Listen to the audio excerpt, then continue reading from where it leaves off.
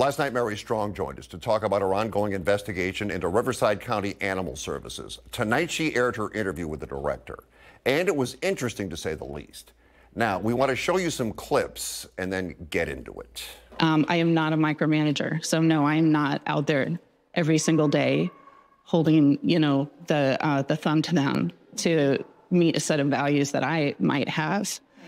They are values that are established by the board in concert with the board.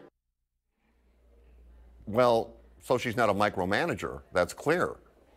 Is she managing at all? Are some of those behaviors developed in here? Absolutely. So those behaviors, they're being euthanized because the behaviors are developing in-house. This is not a place for animals to be long-term. And it is not an ideal environment. It's loud here, as you can see. The animals are not in home. They're not cuddling with somebody on a couch. So yes, this situation of being in a kennel is not an ideal for any animal to be in, where they would perform at their best. None of us would perform well in an environment like that, Would a foster network help? Absolutely. And who is your foster coordinator currently? So we have a couple of the counselors that are doing fostering work right now. We do have some key positions that are vacant right now, including the former foster coordinator that just recently retired in the last couple of months. All right. So if I understand that, it means they're euthanizing animals for behaviors they are learning to try to survive in the shelter with. And then there is this. Actually called me right before I went on the air to almost, I would say, harass me prior to going on a report. I'm going to keep talking. Let me get back to your question. He wasn't a hired because PIO you had a question time, for me. And I would say that when you have somebody not on your staff calling a reporter. Well, I think that went pretty well, don't you? Let's talk about it. Our contributors, Tara Mullally of CV Strategies joins us tonight, and entertainment publicist Anthony Turk. Okay, those were some of the clips that were not in Mary's story as we looked through the entire interview. To me, it was a bit baffling. Anthony, your first reaction to what you saw? Well, the whole thing seemed like a word salad. This is the person that we trust to take care of our animals, and I mean, she's funded by the government, and it sounds like there's just like abuse going on there with the animals. I mean, to euthanize animals who are acting up because of their environment and they're just trying to survive, there's something really wrong here. Tara, you saw it. First reaction. So my first reaction is that she definitely needs media training. I mean, that was a horrendous interview for her. Also, I'm not sure what she's doing with the animals. I don't even think that what I saw tells me what's happening. Like, because she couldn't be clear, because she couldn't be articulate, I just don't know anything about what's happening there. All right. So the big deal here is they get $39 million to operate the business. $39 million and not an awful lot of accountability. So, Tara, in your opinion, how do we hold public officials accountable?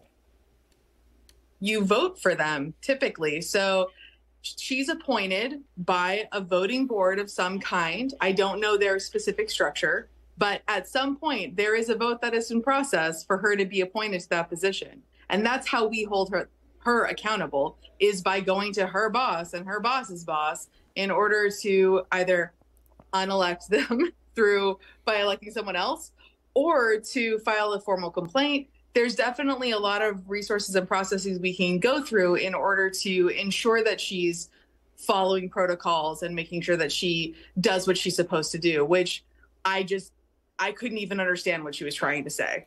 Anthony, go ahead, wrap it up.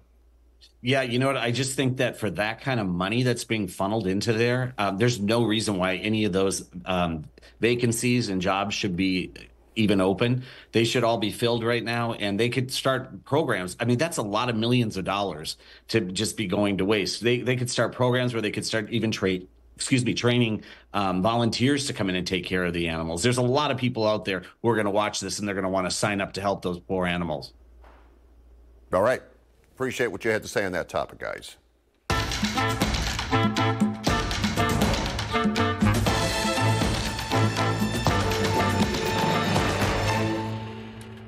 we're joined by our legal expert, Walter Clark. Walter, as always, thanks for coming on tonight.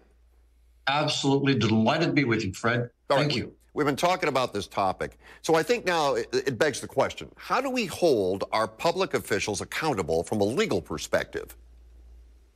Well, first of all, thanks very much to Mary Strong and what she's doing. The public needs vigilant journalists like this, and that's such a service. And as an overview, it reminds me of what my dad used to say, which was simply, the government is run like nobody's business. And if ever there were a good example, this is one where we have an administrator, a bureaucrat who's getting $250,000 a year, doesn't seem to understand anything about the $39 million budget, won't take questions, doesn't want to give information.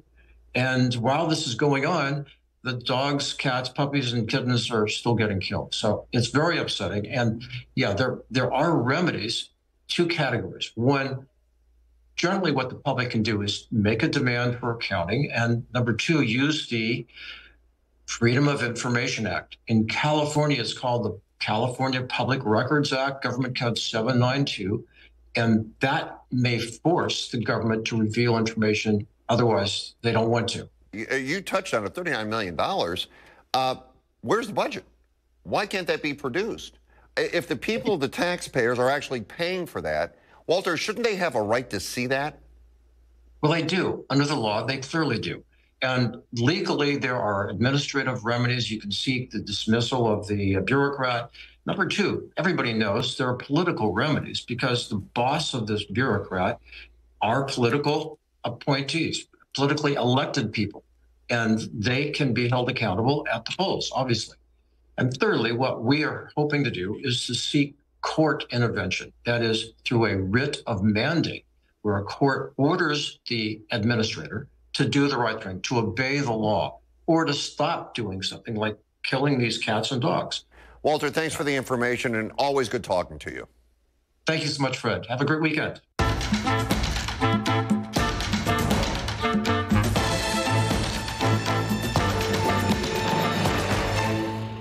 I promised you when we started doing this, we would stay on it. Mary is staying on it, and we will have updates as we get them.